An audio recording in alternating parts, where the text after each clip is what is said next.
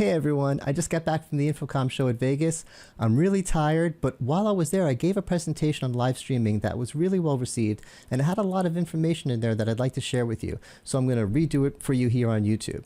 Now, as far as Vegas itself, I have to say there was a lot of flashy stuff there, but sometimes the city itself can kind of get in the way of the experience. But I'll have another video I'll record tomorrow to wrap up my entire Vegas experience. But let's get into the presentation. So this was a stand-up presentation. I did like 500,000 steps, so I'm not going to stand up now, so some of it might not translate. Just bear with me. When I started the presentation, I thanked everyone for being there and said I needed to explain, before I even introduced myself, that the presentation might not be what they expected. I wrote the description kind of 6 months ago, and in the description I said we're going to cover the basics: hardware, software, streaming platforms, and best practices. And I do cover those things, but it's a bit of a journey to get there. It might take 10 minutes or so, because I also use this as an opportunity to share one of my big life passions, which is live video editing. Now, regular video editing has always amazed me. When I first got Premiere Pro, I had so much fun with it. As a kid, my friends and I liked the show Cheers. There's something comforting about that show. So when I got Premiere Pro, I recorded myself in front of a green screen like this for a minute, and then put myself behind the bar at Cheers and showed it to my friends. It was fun. But now I can do all that stuff live, on a live stream to YouTube, to LinkedIn, to any platform, in a webinar, even in a Zoom, Teams, or WebEx meeting. Anything you can do in Premiere Pro, anything I can do after the fact, I can do live. That's what this presentation is about. Now, that's kind of hard to explain in just words, so I used the power of video, and I played this clip. Now, to put this clip in context, this is a clip from an interview I did with Melody Brew. Melody is one of my fellow analysts. She's brilliant and amazing. Google her. And we recorded this about a week before Infocom. So let me play the clip. Yes, I'm excited about Infocom, but first, aren't you doing some sessions at Infocom? Yes, thank you. I'll take a minute to a little self-promotion. On Wednesday at 10 a.m., live streaming in action, I'm going to talk about the tricks and effects and fun things I do here. You know, we're recording this now, but if I had pressed start streaming instead of start recording, we would be doing this live. I don't need post-production. Well, you know, there's always some in post-production, but everything we think of in post-production could be done live. And everything you see here could be seen in a Zoom webinar or a WebEx webinar or a Teams. And it could just make our presentation so much more fun and engaging, and I'm going to try to get people as excited about it as I am. Now, after playing this clip, I wanted to emphasize the point that all of that was not done in post-production. The only thing that was done in post-production was clipping it out of the larger interview and putting it in the PowerPoint. That was all done live. Melody saw those things as they were happening. She didn't have to pretend. I didn't have to say, I'm going to put in some stuff afterwards, pretend that it's cool. She saw all of that just as you saw it, just as I saw it. Now, some things might be obvious and some things might not be obvious. Obviously, we're not actually in the same room. She's in Texas and I'm in Florida. But what might not be so obvious is that I didn't send her any special hardware or require her to go buy any special hardware or have her download any special software or even send her any instructions. Anyone who's done remote production knows that sometimes guests don't really read the instructions. They just sort of show up and then things don't work. All I did here was I sent Melody a Zoom link. Not only that, this is our first Zoom meeting together. I didn't have to meet with her earlier in the week to set things up. Well, we've been on group Zoom calls with analyst meetings and stuff, but this is the first time we've been in a Zoom meeting together. I sent her a link, and then she was in the boardroom with me. So hopefully at this point, you're starting to get a feeling for live video editing. It'll make more sense as we go along. And this is when I introduced myself. Yes, this is my current LinkedIn picture. It gets a good laugh at presentations like this. And I talked about how, I'm not going to give my whole bio again, but I gave my bio and I talked about how I do a lot of live streaming at Let's Do Video. But also I mentioned I have a sandbox where I develop my live streaming tricks. I have a live stream I do on Twitch, a guitar stream. And I asked how many people at Infocom when I was presenting this are aware of Twitch. And it wasn't everybody. It was maybe 70% of the people in the room. Then I asked how many people have watched Twitch. Maybe 20, 30%. It was more than I expected. I was pretty happy about that. And I asked how many Twitch streamers there were, and there were only one or two. But I was glad I wasn't the only one. And in case you don't know, Twitch is the largest live streaming platform on the planet. There are more people streaming live on Twitch right now than Facebook Live or YouTube Live or Twitter Live or any other live platform. And it used to be just gaming, but now it's music and cooking and everything else. And I've been doing it for 8 years. And a lot of guitar streamers focus on the guitar. I really focus on the stream development. This is where I try to push things forward. And this trick in particular, I've never seen anyone else do it live. I've seen it on TikTok. It's pretty easy to figure out with recorded video. I didn't think it could be done live. With live video editing, I did figure out a way. Now, at this point in the presentation, I was worried about losing my audience, and I'm also worried about losing you, because that stuff's crazy. That doesn't apply to business. This is business video we're talking about. So this is where I brought it home. And I told my audience, if there's anything you remember from this presentation, it's this clip, because this is what I want to see from live video editing. This is what I want the Infocom crowd, the IT and AV people, to help me make happen. Hello, Infocom.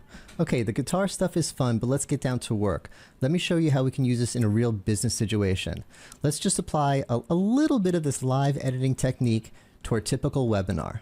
So starting my typical webinar, let me find my share screen button. Okay, are you seeing my content yet? I have to ask you, because in a typical webinar, I'm not necessarily seeing what you're seeing. That kind of throws me off sometimes. But hopefully by now the share is kicked in and you're seeing it. So what you should see is the most important thing in the world, PowerPoint. And even that's not taking up all the screen, because we have to split the screen between me and my presentation. And I just get this tiny little box. I don't feel like a very effective presenter here at all. So what do we do now? We read our bullets. Okay, I can't do that to you. I'm not going to read the bullets. Let's upgrade this right away. First thing, I like to stand up when I present. But I don't want my head getting cut off, so let's fix that. Okay, that's a bit better. And second of all, I don't want to be in this little box anymore. There we go. I want to be here with my content, not separated from it. Speaking of content, why is it only using part of the screen? Why not have it use the whole screen? Now I feel like a newscaster. This is the right way to present. Actually, let's do a real presentation. You don't have to. I make fun of PowerPoint. PowerPoint's good. You can use it to keep on track. Let's use it right now. This is a great slide. So what are we seeing here? Well, we're seeing 4 things. First of all, what we're seeing is the easy stuff. I have a lot of crazy tricks. I have 8 years worth of crazy tricks. This is not crazy. You can download the software and I can talk you through getting this set up in 15 minutes, maybe even without a green screen. Have you standing, have whatever content behind you. Second of all, this is no cost. I'm using free software. All right, I do have an expensive magic hovering microphone, a pretty good camera, but you can do this with your existing Zoom, Teams, whatever setup. That's kind of why I'm talking about it now. We can all be doing this right now. Also, this is better for viewers. It's clearly better than having me in the little box. I hope that I hope you're following me a little bit better and it's a little bit more enjoyable to watch than the little box. In some ways, it might even be better sometimes than being in person. In person, you rarely get to interact this closely with your content. I mean, I'm in person right now and look at me, I'm just standing there. Sorry in-person me. And finally, this is much, much better for presenters. I can see what you see. I don't have to act. I don't have to pretend. I'm not just in front of a green screen wondering when am I going to edit things in afterwards. What I see is what the viewers see, and I can interact with it, which leads to some kind of natural moments, which we'll see in the next clip. All right, you can see I put a laugh line in there. I got a few laughs, enough to be worth it. Not as many as I hope, but enough to be worth it. And I took a break here to make a point to the Infocom crowd. Why them? Why am I presenting this to the AVIT people? This is like marketing stuff, isn't it? And the reason is I think people are going to come to them. I think the marketing people, the creative people are going to say, hey, since the pandemic, we've been on video a lot. I'm comfortable in front of a camera. And we have cameras everywhere in the office now. Can you set me up a podcast station? I want to start making some YouTube content. And as AVIT people, we could say, yeah, sure, we'll set up a station. No, actually, whatever you're using for Zoom, we'll just hit record, and there's your podcast. Or we could say to them, hey, actually, we could do a real production here. Let me show you some cool stuff. So that's why I brought it to the AVIT crowd. Now I want to make the point that I was just making there about the interactivity, about the ability to react in real time. So let me show another clip. And this is Craig Durr, another friend and fellow analyst in the industry. And this is another interview that we recorded in my Magic Boardroom, just like the one I did with Melody, also a week before InfoComm. And just like Melody, he's in Texas, I'm in Florida, and this was our first Zoom meeting together. And this was great because Craig did a presentation at InfoComm about multiple camera solutions in big boardrooms. And since we were live video editing, I was able to, as we recorded this, I was able to kind of demonstrate the problem as we talked about it. Let me show you. When we have a lot of problems to solve, I mean, we have a lot of people who they say when I'm home, I'm on Zoom or Teams and I'm fully framed like a newscaster. And then I go to the office and we get in our Teams meeting and we look like this and no one's listening to us and we don't look serious. And I mean, and this is, it's a fun little gimmick that I do. I like to press that button and make that happen, but it really is a problem. And I think you're actually talking to that into InfoComm. So we switch over to start talking about. That is a great segue. So Hey. I know. So you see what I'm talking about there. I didn't have to tell Craig to pretend to react because I'm going to do something in post. I'm going to show the boardroom. He saw that happening. He was surprised by that. That was a natural reaction. And you know, we could have done a normal interview. Craig does a lot of interviews. He's awesome. I could have done a normal interview where he's in his Microsoft Teams or Zoom box and I'm in mine, and he would have been just as good. But there was something about us interacting in the same space that kind of gave it a little bit of extra. We were vibing together. It was fun. I think it makes the whole thing more compelling. Now, while I'm here on this slide, I also addressed an issue. I get some pushback on this. Not everyone loves it. I've been showing it to a few people over the last few years, and the vast majority, okay, this is cool, we need to start doing this.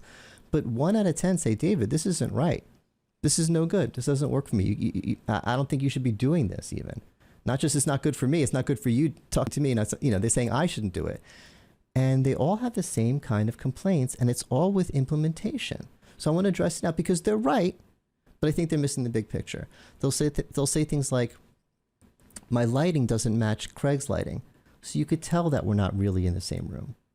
And this is actually pretty good, but sometimes I don't get the sizing right. So one person looks cartoonishly big or cartoonishly small, and maybe the desk should be a little lower.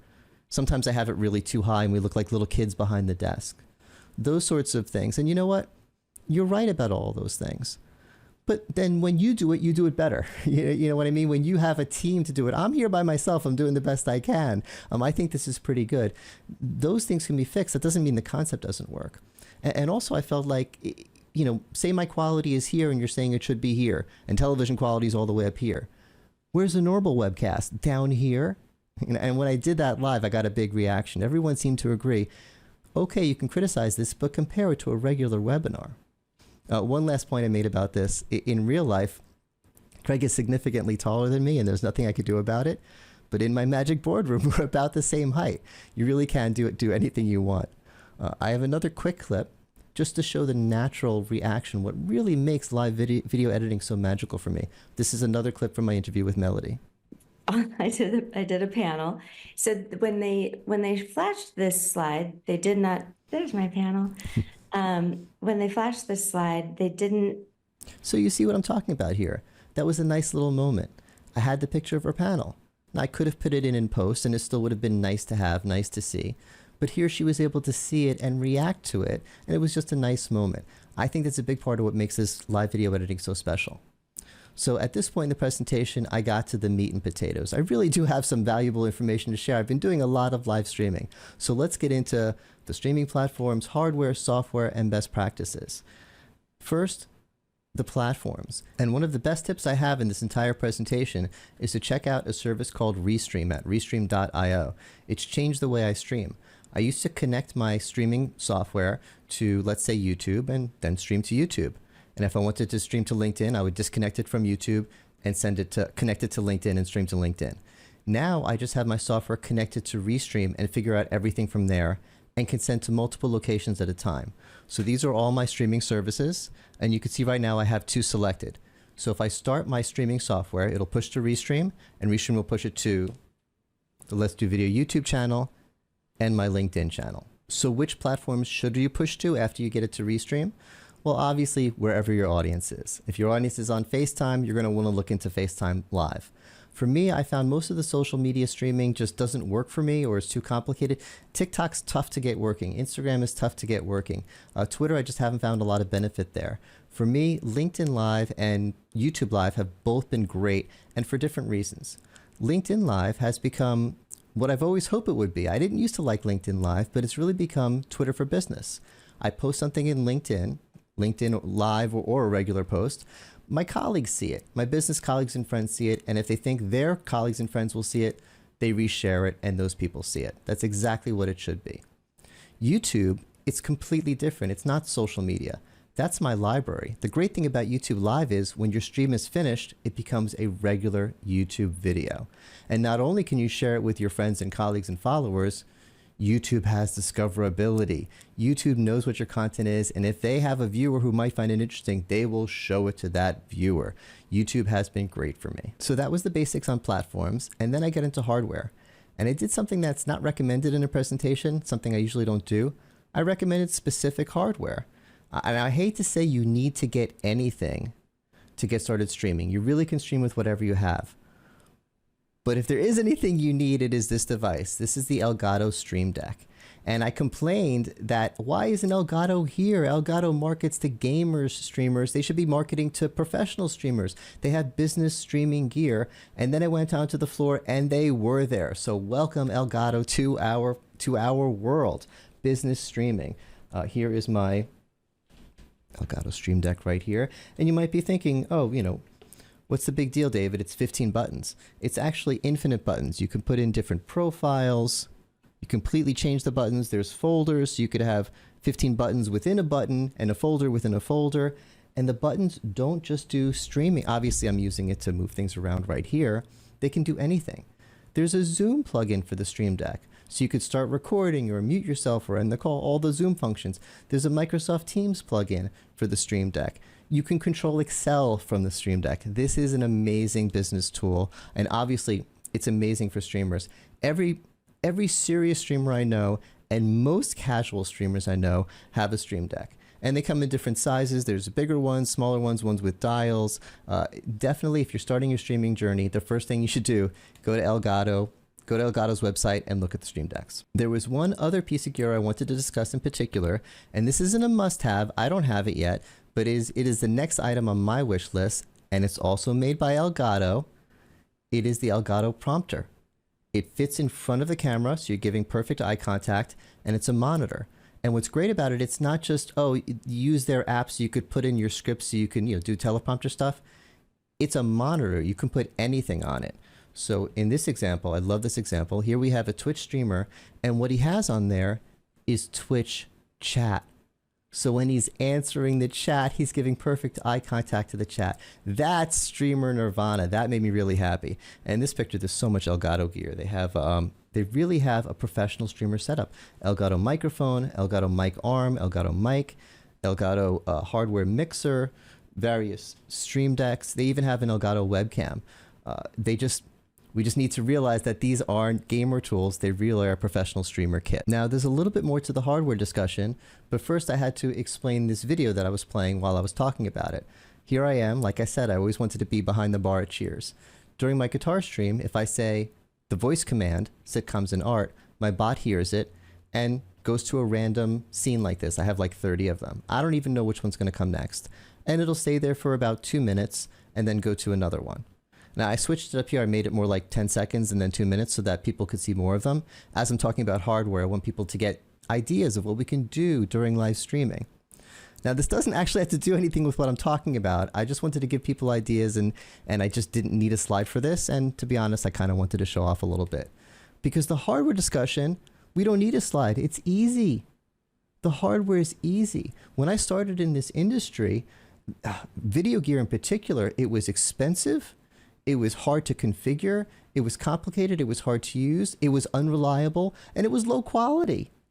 And I was a video evangelist. Me and my fellow analysts, we were telling the world, despite all this, you should use business video because it's so powerful. And we told the vendors, hey, you need to fix all this stuff. And honestly, they've over-delivered. If you look at today's video gear, it's affordable, it's reliable, It's plug and play. It's super easy to use, and it's super high quality. They've completely overdeveloped, and it's everywhere. So the hardware discussion is there is no hardware discussion. You have all the gear. You probably have a meeting room somewhere in your office that's set up that could easily be a podcast station. Your current Zoom station, your current Microsoft Teams station, that's your hardware setup. It's already there for you. You just need to download the software and start your streaming journey. So speaking of which, let's shift over to hardware. Shift over to software. And I played this slide while I was talking about software, because software is also a pretty easy discussion. And I have not only the sitcom rotation, I have a billboard rotation that I wanted to show off and let people see what you can do with live streaming, give some people ideas. Now, the software discussion is pretty simple. You have to make one big choice. Are you going to use OBS, Open Broadcaster Software at obsproject.com, what I use, or are you going to use something else? Now, that may sound like I'm just being an OBS fanboy and I'm biased. Either use this amazing thing that I love or use something else. No, I don't mean that at all. In fact, I recommend for most of you to start with the something else's. And the something else's, you've heard of them. The StreamYards, the XSplits, the VCasts, so all the yards and the casts and the splits, all those other services. They're all really good. Now, the reason I put them in one category and OBS in the other category is that OBS is open source. It's free.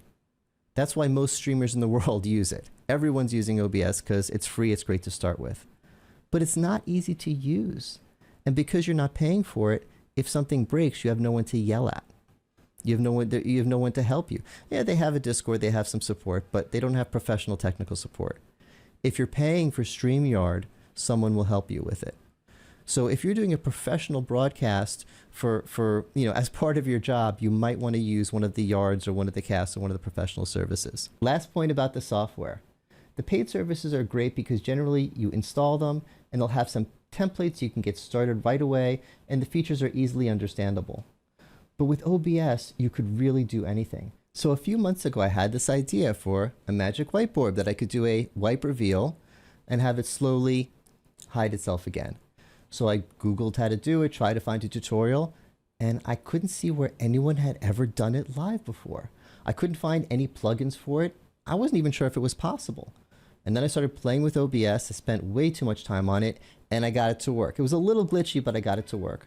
So I made a video and challenged the OBS community. Has anyone else ever done this before? And they kind of freaked out on me. They said, oh, wow, how did you do that? We've never seen that before. And I talked to one of the best OBS plugin developers, and he worked with me and he wrote a plugin that does it. This is using his plugin so cleanly. And his plugin is up on the official OBS website. And what was impossible, as far as I know, to do live a few months ago, now anyone can do. And I talk about how with live video editing, I'm so proud I could do anything I could do in Premiere Pro, anything I could do in post-recording I could do live. I don't know how I would do this in post. It must be possible, but I'm not good enough at Premiere Pro to figure out how to do this, yet I can do it live. So that's part of why I'm so excited about OBS in particular. Now, that's enough for software. The final meat and potatoes item that we're supposed to cover is best practices. I didn't want to spend too much time on this. This is an AV-IT crowd. They know this stuff. Backlighting is bad.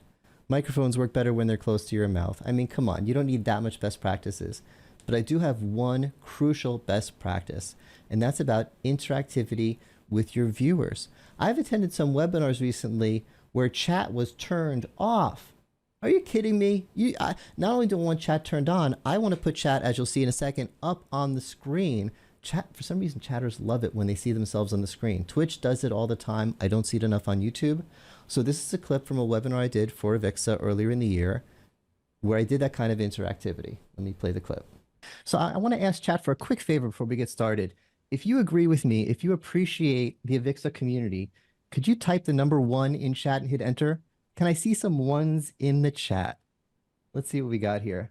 Whoa, whoa, whoa. Oh my God. Veronica, Ian, Anthony, Christopher, Scott, Arnaldo, Matt, Jim, Jason, Dan. Okay. Y'all just made my day. Y'all just made my day. This is the kind of stuff I love. We're doing this together. This isn't my webinar anymore. This is our webinar. Okay, so not just specifically the ones in the chat thing, but interactivity with the chat. Chat is part of your presentation. That's my number one best practice. Now, at this point in the presentation, we had a few minutes left. So I shared a little mini tutorial on OBS. I have a bunch of OBS tutorials on YouTube already. I'm just going to put the links in the description so you could just click them. I'm not going to redo the whole tutorial. I'll just give you a couple quick things that I shared with the live audience. The first in the control panel. Well, first I shared that this box above me, the black box, that's where the preview window is. Whatever I see in there is what the viewers see in the same time. That's what enables the real life interactivity. Now, you see there's a start streaming and start recording button. Whatever's in that box, if I click either of those or both of those, goes to the stream, goes to the recording. One other button that's important, virtual camera. This is crucial to everything we do. This wasn't part of OBS at first. It was a plugin, and it was the most popular plugin by far because I'm not the only one doing this. What the virtual camera does is it lies to Windows. It tells Windows, hey Windows, whatever is in this preview window, it's a webcam. I'm a webcam, just pretend I'm a webcam. And when Windows buys it, Windows says, okay, you're a webcam. So then when you open Zoom or Teams or WebEx and you choose your webcam, one of your options is OBS virtual camera. That's how I'm able to take whatever's in my preview window and put it into Zoom without doing screen share or anything else. This is my webcam. The only other things I want to show you really quick, all the way on this side, scenes and sources. Scenes, think of them as your PowerPoint slides. Each scene is a slide. You make multiple scenes.